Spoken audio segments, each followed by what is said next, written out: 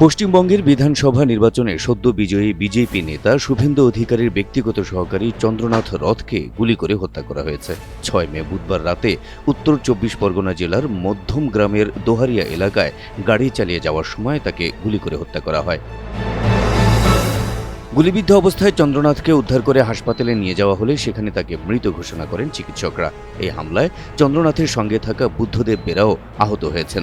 স্থানীয় সূত্র জানায়, রাতে চন্দ্রনাথের গাড়ির পিছু নেয় দুর্বৃত্তরা। মধ্যগ্রামের দোহারিয়া এলাকায় পৌঁছানোর পর গাড়ি লক্ষ্য করে পরপর ৪ রাউন্ড গুলি ছোড়া হয়। স্থানীয় সূত্র জানায়, চন্দ্রনাথ রথের বাড়ি পূর্ব মেদিনীপুর জেলায় হলেও তিনি উত্তর ২৪ পরগনার মধ্যম গ্রাম এলাকায় বসবাস করতেন। ভবানীপুর বিধানসভা উপনির্বাচনে বিজেপির প্রার্থী হিসেবে শুভেন্দু অধিকারীর পক্ষে যে দল মাঠে কাজ করছিল, চন্দ্রনাথ ও বুদ্ধদেব বেরা দুজনেই সেই দলের সক্রিয় সদস্য ছিলেন। হত্যাকাণ্ডের পর এলাকায় ব্যাপক উত্তেজনা ছড়িয়ে পড়ে। পুলিশ ঘটনাস্থল পরিদর্শন করেছে এবং হামলাকারীদের শনাক্ত ও গ্রেপ্তারে তদন্ত শুরু করেছে। ঘটনাটি নিয়ে পশ্চিমবঙ্গে রাজনৈতিক উত্তেজনা তৈরির আশঙ্কা করছেন অনেকে। Habib Rasel, NTV online.